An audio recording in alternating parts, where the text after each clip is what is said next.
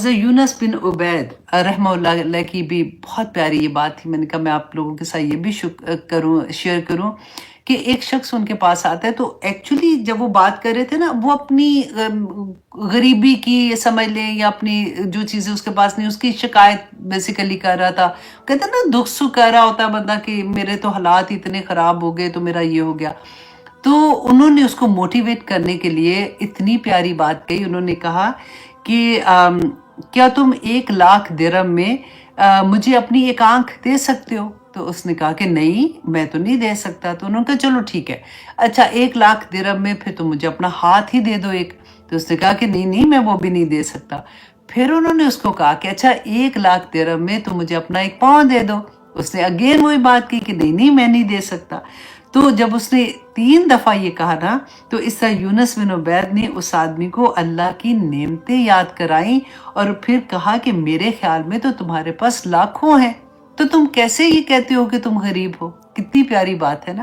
تو اللہ سبحانہ تعالیٰ اسی طرح سے جب آپ کسی سے بات کرتے ہیں نا، تو حکمت کے ساتھ ایسی بات کریں کہ دوسرے کو بھی یہ احساس ہو کہ اللہ سبحانہ تعالیٰ کی کتنی نعمتیں ہیں اور ہم کیسے اللہ کے شکر گزار بندے بن جائیں.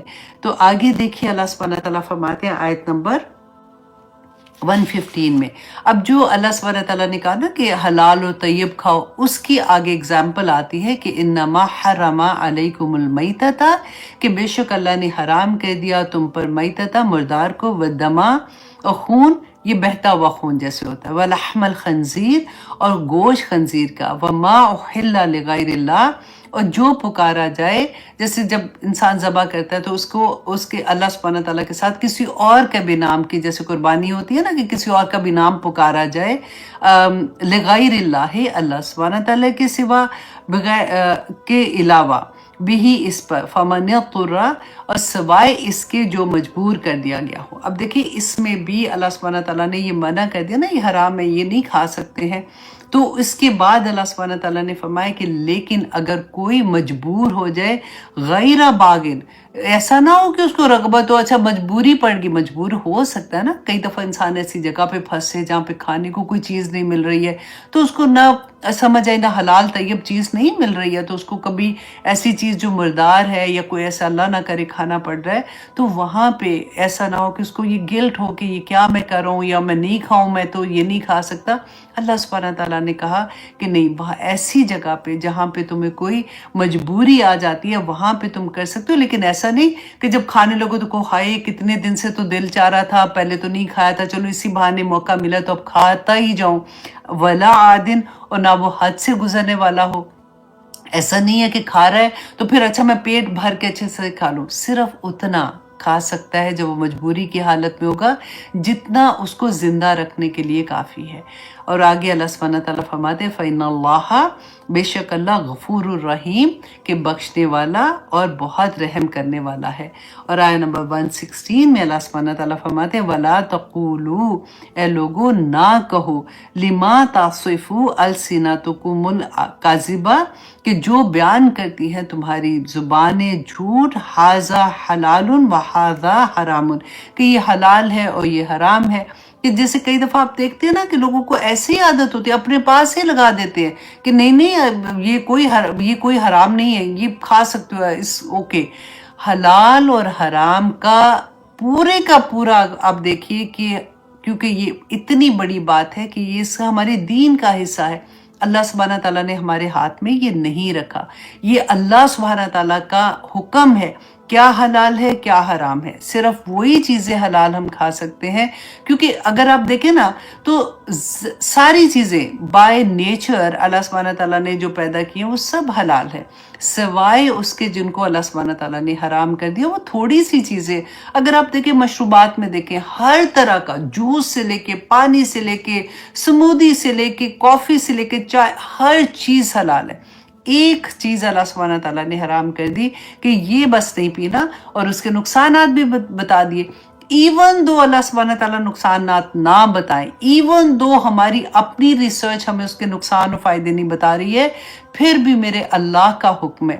اور کئی دفعہ آپ یہ بھی دیکھیں گے کہ جن کہیں اللہ سبحانہ تعالیٰ نے منع کیا نا، اس میں نہیں سمجھ آتی، ہماری عقل جتنی کو ہے ہم اتنی دیکھ سکتے ہیں نا کہ اس میں کیا ہے، لیکن کئی دفعہ ایسا غم آ جاتا ہے نا کہ ہمیں نہیں سمجھ آتی ہے، فار ایگزامپل کہ اس کی کیا ریزن ہوگی۔ تو میرے اللہ سبحانہ تعالیٰ وہ کسی ریزن سے کبھی وہ آزمانا بھی چاہتا ہے کہ یہ میں نے کیا ہے، میں نے حکم دیا ہے، میرا بندہ مانتا ہے کہ نہیں مانتا۔ تو اتنی سی بس بات ہے۔ کچھ چیزیں، گنتی کی کچھ چیزیں ہیں جو اللہ سبحانہ تعالیٰ نے کھانے میں حرام کی ہیں، اور گنتی کی وہ 5 چیزیں ہیں جو سورۃ الاعراف میں انما حرم ربی الفواحش میں اللہ سبحانہ تعالیٰ نے حرام کر دی ہیں۔ باقی تو سب کچھ حلال ہے۔ اللہ سبحانہ تعالیٰ نے یہاں پہ وہی کہا، بیان کیا کہ اللہ سبحانہ تعالیٰ جو تم ایسا نہیں کہ اپنی زبانوں سے خود ہی سے کسی چیزوں کو حلال اور حرام کر دو۔ دیکھیے رسول اللہ صلی اللہ علیہ وسلم جب اپنی ایک بیوی کے پاس جاتے تھے، وہ شہد کا واقعہ آپ نے سنا ہوا ہے نا، کہ پھر حضرت عائشہ نے اور ایک اور ان کی بیوی تھی، جب انہوں نے یہ کہا تھا کہ ہم ایسے کہیں گے تاکہ وہ ان کے پاس زیادہ نہ بیٹھے، یہ ایک لمبی حدیث ہے، اس کا نچوڑ میں آپ کو بتا رہی ہوں۔ تو رسول اللہ صلی اللہ علیہ وسلم نے کہا تھا کہ آج کے بعد میں شہد نہیں کھاؤں گا، تو وہی نازل ہو گئی کہ اپنی مرضی سے کسی چیز کو حلال اور حرام نہیں کر سکتے۔ اللہ اکبر۔ اب یہاں پہ اللہ سبحانہ تعالیٰ فرماتے ہیں لِتَفْتَرُوا، تاکہ تم گھڑ لو علی اللہ الکاذبہ، کہ تم اللہ پر جھوٹ گھڑ لو کہ یہ اللہ نے حلال کیا ہے یا یہ اللہ نے حرام کیا ہے، جبکہ اللہ سبحانہ تعالیٰ نے اس کو نہیں کیا۔ ان الذین یفترون، بے شک وہ لوگ جو گھڑتے ہیں علی اللہ الکاذبہ، اللہ پر جھوٹ، لا یفلحون، وہ کامیاب ہو ہی نہیں سکتے، نہ اس دنیا میں نہ آخرت میں۔ تو اس لیے بہت سوچ کے بات کیا کریں جب تک آپ کے پاس تحقیق نہیں ہوتی ہے کسی چیز کی، کیونکہ حلال بھی بینہ ہے، حرام بھی بینہ ہے۔ کچھ چیزیں ایسی ہیں جس میں شبہ ہے، تو اس کے بارے میں رسول اللہ نے بتا دیا کہ ہمارا عمل کیسا ہونا چاہیے۔ اپنی زبان سے بغیر تحقیق مت کہیں کہ نہیں نہیں کچھ نہیں ہوتا، ایسے تھوڑی ہر چیز میں ہے، اللہ سبحانہ تعالیٰ نے اس کو اجازت دی ہوئی ہے، اور پتہ نہیں ہے تو مت بولیے۔ یہاں پہ یہی بات بیسیکلی اللہ سبحانہ تعالیٰ نے فرمائی ہے کہ جو لا یفلحون، کہ وہ فلاح نہیں پاتے۔ پھر اللہ سبحانہ تعالیٰ نے فرمایا کہ یہ آخر کیوں ایسا کرتے ہیں، کہ اگر حلال کو حرام کر دیا، فار ایگزامپل اگر آپ نے بینک سے سود لینا ہے تو اس میں بھی ایسی ایسی دلیلیں پیش کریں گے۔ اگر آپ نے بینک میں جاب کرنی ہے، آپ کو پتہ ہے کہ وہ جاب ٹھیک نہیں ہے، پھر بھی آپ ایسی ایسی دلیل پیش کریں گے کہ نہیں نہیں اس کا تو یہ ریزن، اس کا تو یہ ریزن ہے، اس وجہ سے نہیں کر سکتے ہیں، کر سکتے ہیں، یا کوئی بھی آپ چیز لے لیں۔ میں نے آپ کو یہ ایک چھوٹی سی اگزامپل دی ہے۔ تو اللہ سبحانہ تعالیٰ فرماتے ہیں یہ کیوں حلال کو حرام کر رہے ہیں اور کیوں حرام کو حلال کرتے ہیں، ریزن کیا ہے، متاع قلیل، کہ تھوڑے سے فائدے کے، دنیاوی تھوڑے سے فائدوں کے لیے یہ اتنا بڑا بڑا ظلم کرتے ہیں، اور اتنی بڑی بڑی گناہ اپنے سر کے اوپر لے لیتے ہیں، اور دنیا میں بھی خوار ہوتے ہیں اور آخرت میں بھی خوار ہوتے ہیں۔ وَلَهُمْ عَذَابٌ عَلِيمٌ، تو ان کے لیے دردناک عذاب ہے جو ایسا دنیاوی فائدے کے لیے حرام کو حلال کر دیتے ہیں۔ رسول اللہ صلی اللہ علیہ وسلم نے فرمایا تھا کہ ایک زمانہ آئے گا جب لوگ حرام کو حلال کرنے کے لیے اس کا نام چینج کر دیں گے، پیارے پیارے سے نام رکھ لیں گے، اس کا لیبل چینج کر دیں گے۔ اب لیبل چینج کیسے ہوتا ہے؟ اب آپ دیکھیے کہ ہم اپنے ہی گھروں کے کئی ایسے فنکشن ہوتے ہیں جس میں ہمیں پتہ ہے کہ ہم اللہ کی نافرمانیاں کر رہے ہوتے ہیں، اور ہم اتنے پیارے پیارے نام دے کے لوگوں کو انوائٹ کرتے ہیں، اور انوائٹ بھی اپنے مسلمانوں کو ہی کر رہے ہوتے ہیں، اور وہ اتنے ہی فخر سے ادھر جاتے ہیں، اور مجبوریاں ایسی بنائیں گے کہ کیا کریں جی، رشتہ داری ہے، سسرال کا معاملہ ہے، خامن ناراض ہو جائے گا جی، بچوں کی خوشیاں اب کیا کریں، آئے گا آگے معاملہ۔ اللہ سبحانہ تعالیٰ نے ایک ایک چیز کو، وہ کہتے ہیں نا کہ سورۃ النحل میں فنش، آخر والی جو سٹیٹمنٹ ہوتی ہے، وہاں تک اللہ سبحانہ تعالیٰ نے بات کی کہ جب اللہ کی نعمتوں کا تم ناشکری کرتے ہو اللہ سبحانہ تعالیٰ تمہاری دعائیں قبول کرتے ہیں. اس کی وجہ سے جب تم خوشیاں مناتے ہو تو تم اللہ کو ناراض کرنے والے کام کرتے ہو، تو تمہارے بہانے جو ہیں اس کی ریزن بھی اللہ نے بتا دی نا، متاع قلیل، کہ دنیا کے تھوڑے سے فائدوں کی خاطر تم ایسے کرتے ہو. اور وَلَهُمْ عَذَابٌ علیم، اور ان کے لیے تو دردناک عذاب ہوگا. وَعَلَى الَّذِينَ هَادُوا، اب اللہ سبحانہ تعالیٰ نے پھر سے یہاں پہ اگزامپل دی کہ یہودی جو پہلے تھے، کیونکہ اب یہ والا قرآن جب نازل ہو رہا تھا، یہ تو بالکل وہ زمانہ تھا نا جب رسول اللہ صلی اللہ علیہ وسلم تھے وہاں پہ، اور درمیان میں ان کے موجود تھے. جب آیات نازل ہو رہی تھی تو رسول اللہ ان کو بتایا کرتے تھے. تو اس وقت جو ہم پہلے تھے مسلمان، ہم سے پہلے یہود مسلمان تھے نا اپنے وقت کے، تو اور اللہ سبحانہ تعالیٰ نے ان کی اگزامپل دی کہ وَعَلَى الَّذِينَ، اور ان لوگوں کے اوپر ہادو جو یہودی بن گئے تھے، انہوں نے اپنا نام خود ہی سے یہودی رکھا تھا. حرمنا، حرام کر دیا ہم نے، ما قصصنا علیک من قبل، جو ہم نے اس سے پہلے آپ کو بیان کر دیا. اس سے پہلے آیات میں ہم پڑھ چکے نا کہ ان کے اوپر اللہ سبحانہ تعالیٰ نے کیا حرام کیا تھا، کہ چربی، گوشت کی چربی ان کے اوپر حرام کر دی تھی. اور کیوں حرام کی تھی اللہ سبحانہ تعالیٰ نے بیان، دیکھیں کتنا مشکل کام تھا کہ گوشت کی اتنی سی چربی بھی، کیونکہ وہ حرام تھی، ان کو وہ پوری نکالنی پڑتی تھی، پھر جا کے وہ کہیں وہ گوشت کھا سکتے تھے. تو اللہ سبحانہ تعالیٰ نے فرمایا کہ یہ اتنا جو مشکل کام تھا. اب ہم تو سوچنا ہے کتنا مشکل کام ہے، تو اللہ سبحانہ تعالیٰ نے کہا یہ ظلم میں نے نہیں کیا ان کے اوپر، حرام اللہ نے کیا تھا. اور اللہ سبحانہ تعالیٰ کہتے ہیں کہ یہ میں نے ظلم نہیں کیا. وَمَا ظَلَمْنَاهُمْ وَلَكِنْ كَانُوا أَنفُسَهُمْ يُظْلِمُونَ، کہ وہ اپنی جانوں پر خود ہی انہوں نے ظلم کیا تھا. تو اللہ سبحانہ تعالیٰ نے، کیونکہ وہ نہ شکرے تھے، وہ اللہ کے احکامات نہیں مانتے تھے. اللہ کے حکم نہ ماننا بھی نہ شکری ہے، کہ جس رب نے اتنی نعمتیں عطا کی ہیں اسی کی بات نہ مانی جائے. اور ہم اپنے آپ کو رکھ کے دیکھیں کہ ہم جب پک اینڈ چوز کرتے ہیں کہ یہ حکم تو بڑا آسان ہے، یہ ہم کر لیتے ہیں، چلو نماز بھی ہم نے پڑھنا شروع کر دی، چلو تہجد میں بھی الحمدللہ اٹھ جاتے ہیں، اب تو ہم نے قرآن بھی صحیح طرح سے پڑھنے کی کوشش کر رہے ہیں، اب ہم تسبیحات بھی کر رہے ہیں، اور ساتھ ساتھ ہم کوئی ایسی چیز جو اللہ کا حکم ہے اور وہاں پہ جا کے ڈنڈی مار دیں یہ کہہ کے کہ جی میں کیا کروں، رشتہ داریاں ہیں، سسرال ناراض ہو جائیں گے تو یہ کریں گے وہ کریں گے. بس اللہ سبحانہ تعالیٰ ہمیں توفیق عطا کرے کہ ہم اصل دین کو سمجھ سکیں. آمین ثم آمین. اللہ سبحانہ تعالیٰ ہمیں کمزور پڑنے سے بچا لے، کیونکہ پتہ ہے شیطان کا بخت اس کو ایگزیکٹلی پتہ ہے کہ کس جگہ پہ آ کے بندے نے کمزور پڑنا ہے، اور اس کی وہی چیز کو ہٹ کرتا ہے اور اس کی وہ کمزوری کو وہ استعمال کرتا ہے، اور ہم اس کی کمزوری، ہم اس کی باتوں میں آ جاتے ہیں. اللہ سبحانہ تعالیٰ آگے فرماتے ہیں آیت نمبر 119 میں کہ ثم، پھر ان ربک للذین عملوا السوء، پھر بے شک یقیناً رب کا تیرا رب للذین، ان لوگوں کو جنہوں نے عامل السوء، برے کام کیے، بجہالت، کتنی پیاری بات ہے، اس کو انڈرلائن کرے کہ ایک تو گناہ کیے، اور اللہ سبحانہ تعالیٰ اپنے بندے کو اتنی پیاری بات کہہ رہے ہیں کہ اس نے جہالت سے گناہ کیے، وہ جان بوجھ کے نہیں کیے، اس کو بندے کو پتہ ہی نہیں تھا کہ اس نے کر لیا نا، تو جہالت سے اس نے کیے. ثم تابو، پھر اس نے توبہ کر لی. ہم کتنی دفعہ کہتے ہیں نا کہ اللہ سبحانہ تعالیٰ ہمیں توبہ کی توفیق دے. اب یہ جہالت سے گناہ جو ہے نا، یہ آیا اتنی خوبصورت آیا ہے اور تدبر کرنے والی آیا میں سے آتی ہے کہ جہالت بھی دو طرح کی ہوتی ہے. ایک تو وہ ہے نا کہ جیسے ہم کہتے ہیں کہ ہائے مجھے تو پتہ ہی نہیں تھا، میری زندگی میں قرآن کھلا، ناؤ آئی انڈرسٹینڈ، الحمدللہ میری، مطلب ہم علم والے ہو جاتے ہیں. ایک تو وہ جہالت پہلے والی تھی. ایک جہالت کیا ہوتی ہے، یہ وقتی جہالت ہوتی ہے کہ ہمیں پتہ ہے، ہم نے قرآن میں پڑھ لیا ہے، ہم جانتے بھی ہیں، لیکن وقتی طور پہ شیطان نے ہمیں اتنا کمزور کر دیا کہ اس کی باتوں میں آ جاتے ہیں، اور پھر ہم سے کوئی ایک گناہ سرزد ہو جاتا ہے. گناہ کیا ہے کہ جو اللہ سبحانہ تعالیٰ نے منع کیا وہ کام کر لیں، اور پھر جیسے ہی ہم نے وہ گناہ کر لیا، یہ دونوں طرح کی جہالت میں آتا ہے. پھر اللہ سبحانہ تعالیٰ فرماتے ہیں میرے بندے نے توبہ کر لی، من بعد ذالک، اس کے بعد، فَأَصْلَحُ، اس کو 2 دفعہ انڈرلائن کریں کہ فَأَصْلَحُ، اور پھر اس نے اصلاح کر لی، توبہ کی اور پھر اصلاح کر لی. ایسے نہیں کہ توبہ استغفر اللہ 70 دفعہ تو صبح بھی پڑھ لیا تھا، شام کو بھی پڑھ لیا تو چلو جی ٹھیک ہے، اور ساتھ ساتھ ویسے عمل بھی کرتے جا رہے ہیں. نہیں، اگر آپ ایسے عمل جان بوجھ کے، آپ دیکھیں آپ نے توبہ کی اور پھر آپ دوبارہ سے ویسے کر رہے ہیں نا، تو یہ پھر اللہ سبحانہ تعالیٰ، اللہ اکبر، میں ہمیشہ یہ بات کہتی ہوں کہ جو اللہ سبحانہ تعالیٰ نے منع کیا ہے نا، اگر اس پہ ضد، اس پہ اڑ کے مت کرو، اس پہ ضد میں آ کے مت کرو، پھر بہت برا ہوتا ہے. پھر اللہ سبحانہ تعالیٰ کے غضب کو للکارنے والی بات ہوتی ہے کہ آپ نے مانا بھی کہ غلطی ہوگی، آپ کو پتہ بھی لگ گیا، توبہ بھی کر لی، اور پھر کر لی، پھر کر لی، پھر کر لی، پھر کر لی. ہاں اگر غلطی سے ہو جائے پھر توبہ کر لو، تو اللہ کو ایسے بندے بہت پسند ہے کہ، اور جہاد بھی کر رہے ہیں اپنے نفس کے ساتھ. اصلح، اور اس نے اصلاح کر لی.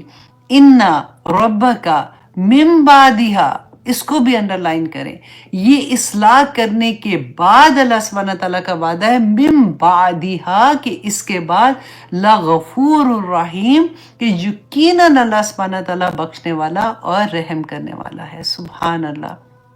اللہ سبحانہ تعالیٰ فرماتے ہیں آیت نمبر 120 میں، اِنَّ إِبْرَاهِيمَ كَانَ أُمَّةً قَانِتًا. بہت پیاری یہ بھی آیا ہے.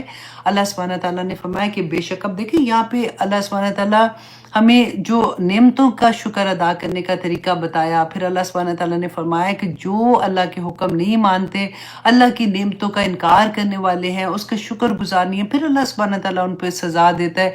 لیکن جو اگر غلطی سے ایسے کر لیتے ہیں، پھر معافی مانگتے ہیں، پھر اس پہ جم جاتے ہیں، تو اللہ سبحانہ تعالیٰ بہت معاف کرنے والا، بڑا رحیم ہے. پھر اللہ سبحانہ تعالیٰ اگزامپل دیتے ہیں کہ دیکھو ابراہیم علیہ السلام کو دیکھو، تم لوگ بہانہ کرتے ہو نا کہ میرے سے یہ ہو گیا، میرا خاندان، میرا خاوند، میرا بچہ، میرا یہ، میرا سسرال. تو ابراہیم علیہ السلام تو ان کے پاس کیا تھا؟ کون ان کو تبلیغ کرنے آیا تھا؟ کس نے ان کو اللہ کی پہچان دی تھی؟ پوری سوسائٹی مشرک تھی، پوری سوسائٹی شرک کرنے والی تھی. باپ جو تھا وہ بت بناتا تھا، بچپن سے گھر میں یہی دیکھا تھا. وہ ایک بندہ جس کو اللہ سبحانہ تعالیٰ نے خلیل اللہ کہا تھا، اللہ کا دوست، وہ ایسے قانت تھے کہ اللہ سبحانہ تعالیٰ نے قرآن میں ان کی گواہی دی. یہ واحد شخص ہے، واحد نبی ہیں جن کو ہر ریلیجن کے لوگ مانتے ہیں. ان کو وہ اللہ سبحانہ تعالیٰ نے اسی لیے ان کی اگزامپل دی کہ ان ابراہیم کان امتن، کہ ابراہیم علیہ السلام ایک فرد نہیں تھا. امت میں تو بے شمار لوگ ہوتے ہیں نا، وہ ایک بندہ پوری امت کے مقابلے میں بھی اسٹرانگ تھا. اتنا بڑا، اتنی اللہ سبحانہ تعالیٰ نے عزت کی جگہ پہ رکھا. قانتاً، فرما بردار تھا، للہ، اللہ کے لیے، حنیفہ، فوکس، یکسو ہو کے. بالکل ایسے سورج مکھی کا پھول کبھی آپ نے دیکھا ہے؟ جہاں جہاں سورج آتا ہے نا وہ پھول واہ واہ مڑتا جاتا ہے، بالکل ویسے اللہ سبحانہ تعالیٰ نے کہاں کہاں ان کو نہیں آزمایا. اب دیکھیے اللہ نے عزت جو اتنی دی، اتنا احترام، اتنی بلند مرتبہ، اتنی محبت، وہ یوں ہی نہیں ملی ہے.